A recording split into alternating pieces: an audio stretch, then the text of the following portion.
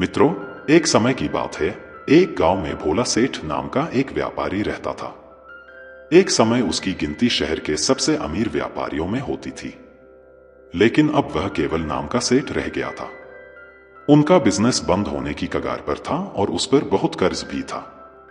उसके दिन बहुत गरीबी में कट रहे थे और उसकी इस हालत का कारण उसका स्वभाव था। वह बहुत ही शांत और सौम्य व्यक्ति था। वह किसी की भी बात पर बहुत आसानी से विश्वास कर लेता था, इसलिए उसे मूर्ख बनाना बहुत आसान था। चतुराई उसके अंदर नहीं थी और उसके सरल स्वभाव का फायदा उठाकर लोगों ने उसे इस हालत में पहुंचा दिया था। उसके कुछ चतुर दोस्तों, रिश्तेदारों और अन्य व्यापारियों ने उनके खिलाफ साजिश रची। उन्होंने उसे अपनी बातों में फंसाकर ऐसा बिजनेस करवाया जिसमें उसे सिर्फ घाटा ही हुआ। दोस्तों, वीडियो में आगे जाने से पहले यदि आप भी भगवान बुद्ध को दिल से मानते हैं और उनके सच्चे भक्त हैं, तो कहानी को पूरा सुने और इस वीडियो को एक लाइक और चैनल को सब्सक्राइब जरूर कर ले और कमेंट बॉक्स में नमो बुद्धाय अवश्य लिखे। भोला सेठ इन चालाकियों को समझ नहीं पा रहा था, लेकिन अब जब वह टूट गया तब उसे अपनी गलतियों का एहसास हुआ। उसे लोगों द्वारा दिए गए धोखे के बारे में पता चला और जिन लोगों को वह अपना समझता था उनकी सच्चाई उसके सामने आ गई। भोला सेठ अब दिन भर धोखे और अपनी हालत के बारे में सोचता रहा और खुद को कोसता रहा, जिसके कारण अब उसके दिन बहुत तनाव और उदासी में बीत रहे थे। उसकी पत्नी से अक्सर उसके झगड़े होते रहते थे। उसके घर पर कर्ज मांगने वालों की भीड़ रोज आती रहती थी। वह खुद को लोगों से छुपाता था। एक दिन अपनी हालत से परेशान होकर उसने आत्महत्या करने का फैसला किया और वह आत्महत्या करने के लिए एक पहाड़ी की ओर चल पड़ा। लेकिन रास्ते में उसे एक महात्मा का आश्रम दिखाई दिया। आश्रम में बहुत शांति और सुकून था। सेठ ने देखा कि महात्मा के सामने कुछ लोग बैठे हैं और उनसे अपनी समस्याओं का समाधान पूछ रहे हैं। यह देखकर सेठ को भी जिज्ञासा हुई। उसने आश्रम से बाहर आ रहे एक व्यक्ति को रोका और महात्मा जी के बारे में पूछा। व्यक्ति ने व्यापारी से कहा कि वह महात्मा आसपास के सभी कस्बों और गांवों में अपनी बुद्धि के लिए बहुत प्रसिद्ध है। वह लोगों की बड़ी बड़ी समस्याओं को अपनी बुद्धि से आसानी से सुझा देता है। यह लोगों के मन की बात जानने और उनके झूठ को पकड़ने में माहिर है, क्योंकि इसने मानव स्वभाव के बारे में गहराई से अध्ययन किया है और इसे समझने में महारत हासिल कर ली है। यह किसी को भी अपनी बात पर सहमत करने के लिए चुटकुलों का खेल है, इसीलिए उन्हें चतुर संत कहा जाता है। यदि आपको कोई समस्या हो तो आप उनसे समाधान पूछ सकते हैं। यह कहकर वह व्यक्ति चला गया। इसके बाद वह व्यापारी चुपचाप महात्मा की भीड़ के पीछे बैठ गया और अपनी बारी का इंतजार करने लगा। शाम को सारी भीड़ चली गई। सेठ की बारी थी। उसने महात्मा को प्रणाम किया और दुखी मन से अपनी सारी घटना बताई। महात्मा ने सेठ की बात बहुत ध्यान से सुनी और फिर शांत स्वर में उत्तर दिया। इंसान को इतना भोला नहीं होना चाहिए कि हर किसी की बातों पर विश्वास कर ले और जो दूसरे लोग कहे वही करना शुरू कर दे। व्यक्ति के अंदर थोड़ी सी समझ और चतुराई का होना बहुत जरूरी है, इसलिए नहीं कि वह दूसरों का फायदा उठा सके या उन्हें बेवकूफ बना सके, ताकि वह खुद को दूसरे चतुर लोगों की चालों से बचा सके, खुद को नुकसान से बचा सके और दूसरे जरूरतमंद लोगों की मदद कर सके। आज मैं आपको समझाऊंगा कि आप लोगों से जो चाहते हैं वह कैसे प्राप्त कर सकते हैं। मैं तुम्हें कुछ तरीके सिखाऊंगा जिसका उपयोग आप लोगों और परिस्थितियों को नियंत्रित करने के लिए कर सकते हैं। आज आपको यह भी पता चल गया कि धोखेबाज लोगों को कैसे पहचानें और उनसे खुद को कैसे बचाएं। ऐसे बन सकते हैं आप एक साधारण इंसान से समझदार इंसान। लेकिन आज जो मैं आपको बताने जा रहा हूं उसका इस्तेमाल किसी गलत काम के लिए न करें, लेकिन अपनी और दूसरों की सुरक्षा के लिए बस मेरी बातों को ध्यान से सुने। जिस दुनिया में हम रहते हैं वहां आपको कुछ चतुर लोग मिलेंगे जो अपनी जीविका चलाने के लिए भोले भाले लोगों का इस्तेमाल करते हैं। अब आप इन लोगों को कैसे पहचानते हैं जो अधिक बातें समझाते हैं? आपको उन पर ध्यान देना चाहिए, क्योंकि ये लोग विश्वास की कमी को पूरा करने के लिए बहुत सारे शब्दों का उपयोग करते हैं। आपको उन पर ध्यान देने की जरूरत है, क्योंकि वे अपने झूठ से आपको बेवकूफ बनाने की कोशिश कर रहे हैं। जो लोग एक ही बात के बारे में बार बार बात करते हैं वे झूठे हो सकते हैं। ऐसे लोग कई उदाहरण और जानकारी देते हैं ताकि आप उनकी बातों पर भरोसा कर सकें। जिस व्यक्ति से आप बात कर रहे हैं उसे जानने का असली तरीका यह है कि आप जो भी कहते हैं उसे दोबारा सुने।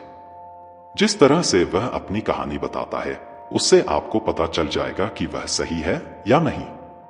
जब आप उसे दोबारा सुने तो उस पर ध्यान दें। दोनों बार एक ही कहानी तो नहीं। या दूसरी बात, यदि आप किसी ऐसे व्यक्ति को जानते हैं जो दूसरों से झूठ बोलता है तो कभी भी उस पर भरोसा न करें, क्योंकि जो व्यक्ति दूसरों से झूठ बोलता है वह निश्चित रूप से आपसे भी झूठ बोलेगा। साथ ही आपको ऐसे लोगों से सावधान रहना चाहिए जो दावा करते हैं कि उनके पास पहले बहुत पैसा था जो अब डूब गया है, जिससे पता चलता है कि आप जिससे बात कर रहे हैं वह झूठ बोल रहा है। हाँ, ऐसा हो सकता है कि एक बार उसके पास बहुत पैसा था लेकिन अब वह दिवालिया हो गया है। बुद्धिमानी इसी में है कि ऐसे व्यक्ति को कभी भी पैसों से समझौता नहीं करना चाहिए। जो व्यक्ति खुद पैसों को संभालने में कमजोर हो उस व्यक्ति से सलाह लेना बुद्धिमानी नहीं है। आपको अयोग्य लोगों से भी सावधान रहने की आवश्यकता है, क्योंकि यदि कोई व्यक्ति महत्वपूर्ण चीजों की देखभाल करने में सक्षम नहीं है तो ऐसे लोग अपने व्यवसाय या काम को संभाल नहीं सकते हैं। एक सच्चा समझदार व्यक्ति अपनी जरूरी समस्याओं पर अधिक ध्यान देता है, बेकार चीजों पर नहीं। एक और वांजो व्यक्ति हमेशा अपनी बात दोहराता है और बात बात पर कसम खाता है, वह व्यक्ति झूठा होता है। इसलिए ऐसे व्यक्ति पर कभी भी भरोसा नहीं करना चाहिए। दूसरी बात, अगर आप सोचते हैं कि किसी व्यक्ति के साथ अच्छा व्यवहार करें तो आपको हमेशा अपनी इच्छा के अनुरूप परिणाम मिलेगा, तो आप गलत हैं। आपको एक बात याद रखनी चाहिए कि लोग वही चाहते हैं जो उन्हें कभी नहीं मिल सकता। इसलिए यदि आप ऐसा चाहते हैं कि किसी भी काम को पूरा करने के लिए आप उसे बार बार आश्वस्त करें कि आप उससे वह हासिल कर सकते हैं जो वह खुद नहीं पा सका, इसे और अधिक प्रभावी बनाने के लिए आपको 2 नियमों पर ध्यान देना होगा। पहली बात, जिस व्यक्ति को आप अपने वश में करना चाहते हैं उसे वह दे जो वह चाहता है, हासिल करें। दूसरा, उस व्यक्ति को तब तक देखें जब वह आपके नियंत्रण में आ जाता है। तो देखिए कितना दुख होता है जब आप उसे वह देना बंद कर देते हैं जो वह चाहता है, जब भी आपको लगता है कि वह आपको हल्के में ले रहा है। इसलिए जो आपने उसे दिया था उसे वापस ले लें। यह बात उस व्यक्ति को एक कमी और खालीपन का एहसास कराएगी, जिससे वह आपकी बात दोबारा सुनने को तैयार हो जाएगा। तीसरी बात, जब कोई व्यक्ति ऐसा व्यवहार करता है जैसे कि वह सब कुछ जानता है, तो निश्चित रूप से आप एक ऐसे व्यक्ति से बात कर रहे हैं जिसमें बुद्धि की कमी है। सच तो यह है कि जो व्यक्ति यह मानता है कि वह कुछ नहीं जानता, वह अंततः सबसे बुद्धिमान होता है और जीतता है। यदि आप अपने आसपास के लोगों और स्थितियों पर नियंत्रण रखना चाहते हैं तो सबसे अच्छा तरीका विनम्र और नम्र होना है। इससे पता चलता है कि आप बाहर के लोगों से झगड़ा नहीं करना चाहते हैं। अपनी शारीरिक भाषा को विनम्र रखें। एक बार जब लोगों को पता चल जाए कि आप बहुत कुछ जानते हैं, आपकी सफलता और विफलता का उपयोग आपके विरुद्ध किया जाएगा। आपकी असफलता पर आपका अपमान होगा और आपकी सफलता पर लोग आपसे नफरत करने लगेंगे। और जब आप लोगों के सामने यह दिखाते हैं कि आप सब कुछ जानते हैं, तो लोगों को समझाने की तरकीब अधूरी रह जाती है। लोग आप पर उनका उपयोग करने का आरोप लगा सकते हैं और वे आपको अपनी योजना के साथ आगे बढ़ने का मौका दिए बिना ही मना कर देंगे। लोग हमारे निर्दोष, अज्ञानी और विनम्र होने के कारण हम पर संदेह नहीं करते हैं कि हम उनसे काम ले रहे हैं। जो व्यक्ति अपनी भावनाओं और जज्बातों को छुपाने में माहिर होता है, वह दूसरे लोगों को आसानी से अपने वश में कर सकता है। जब लोगों को लगेगा कि आप विनम्र हैं और झगड़ालू स्वभाव के नहीं हैं, तो वे आगे आकर आपकी मदद करना चाहेंगे और शायद तब वे आपको अपने बारे में जानकारी देंगे जिसका उपयोग आप उन्हें नियंत्रित करने के लिए कर सकते हैं। और वे आपको यह सारी जानकारी देंगे क्योंकि उन्हें यकीन है कि आप उनसे नहीं लड़ेंगे। जो व्यक्ति यह मानता है कि उसके अंदर सुधार की गुंजाइश है, तो उसके सफल होने की संभावना कई गुना बढ़ जाती है। व्यक्ति के अंदर विनम्रता इसलिए भी आती है क्योंकि वह सोचता है कि उसे बहुत कुछ सीखना है। लेकिन जो व्यक्ति यह सोचता है कि वह बहुत कुछ जानता है, वह आसानी से मूर्ख बन जाता है।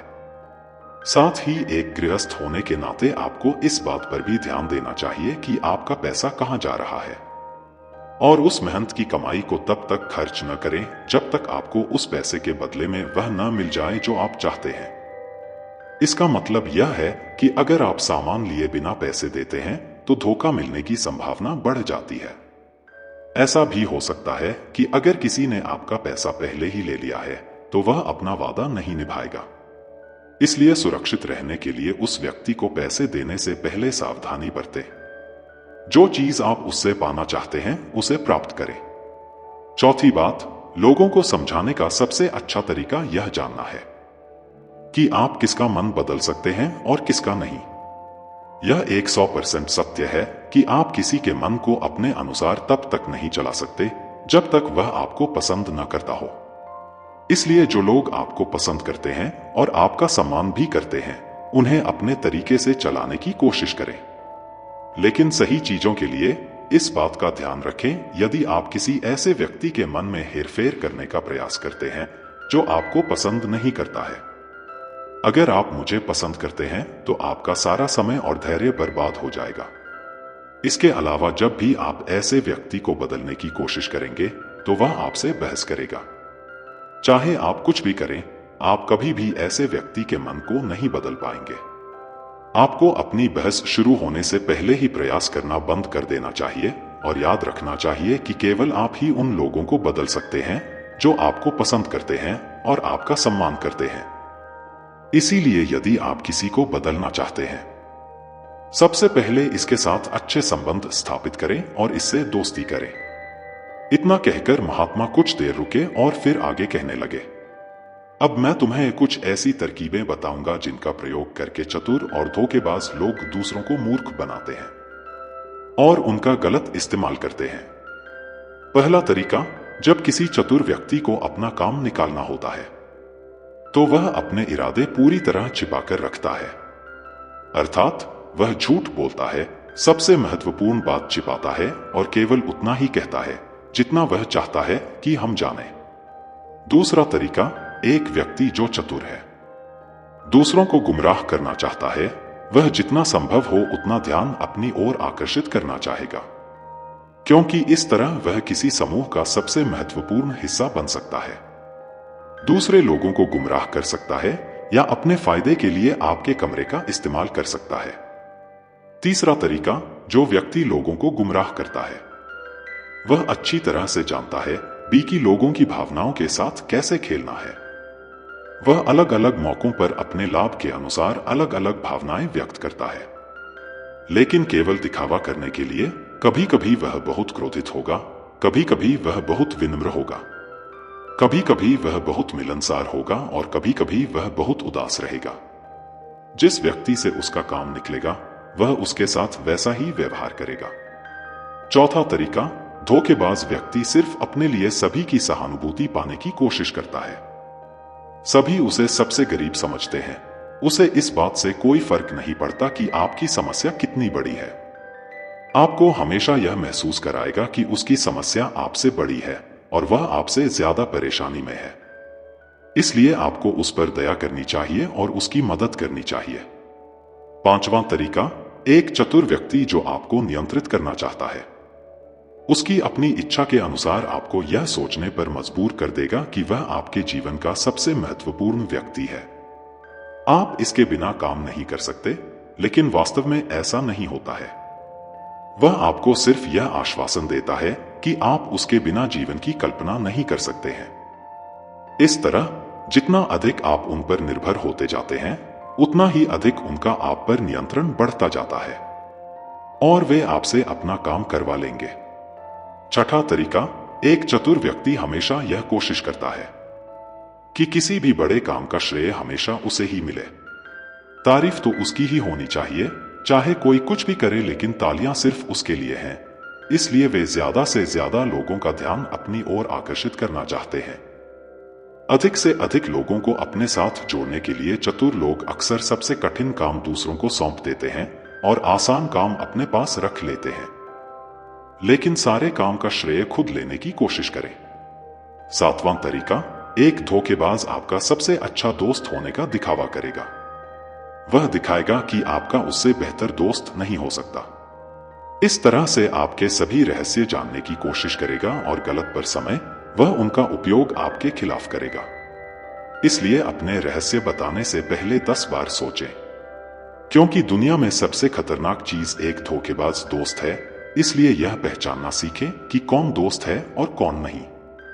8वां तरीका, अधूरी जानकारी दें। एक धोखेबाज व्यक्ति आपको केवल उतनी ही जानकारी देगा जितनी वह आपसे जानना चाहता है। कारण, क्योंकि वह चाहता है कि आप सिर्फ ये बातें जानें। वह कभी भी आपके साथ पूरी बातें साझा नहीं करेगा। वह सबसे महत्वपूर्ण चीजें छिपाएगा ताकि समय आने पर वह उनका उपयोग कर सके और सारा श्रेय ले ले या अपना काम पूरा कर ले। 9वां तरीका, एक चतुर व्यक्ति कभी भी अपनी बात पर कायम नहीं रहेगा। समय आने पर वह अपनी बात से मुकर जाएगा। इसका कारण कुछ भी हो सकता है। या तो वह चाहता है कि आप ऐसा न करें, या वह जानबूझकर ऐसा कर रहा है।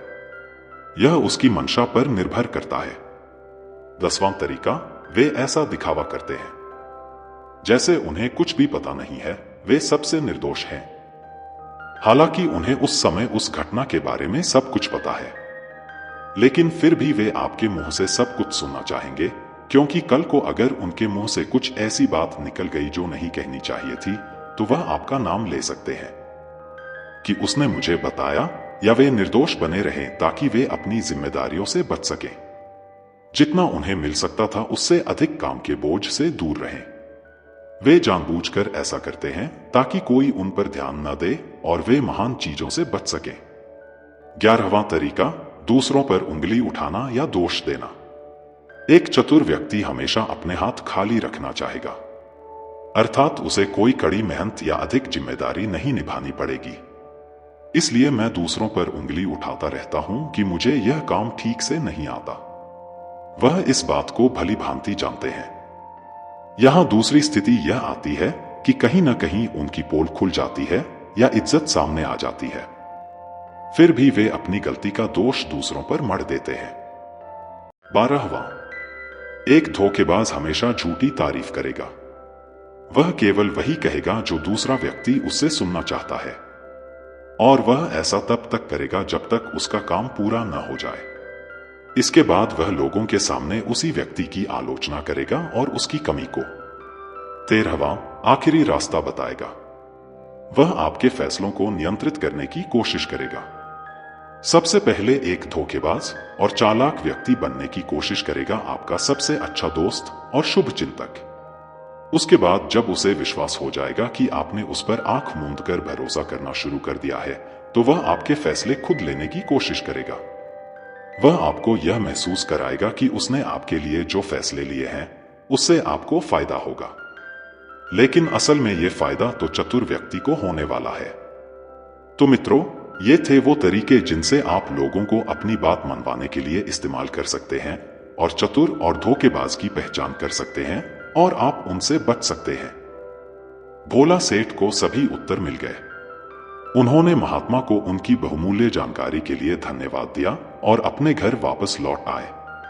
दोस्तों, मुझे उम्मीद है कि आपको इस वीडियो से बहुत कुछ सीखने को मिला होगा। अगर आपको ये वीडियो अच्छी लगी तो वीडियो को लाइक और चैनल को सब्सक्राइब जरूर करें। तो इसी के साथ मिलते हैं अगली वीडियो में। तब तक के लिए धन्यवाद।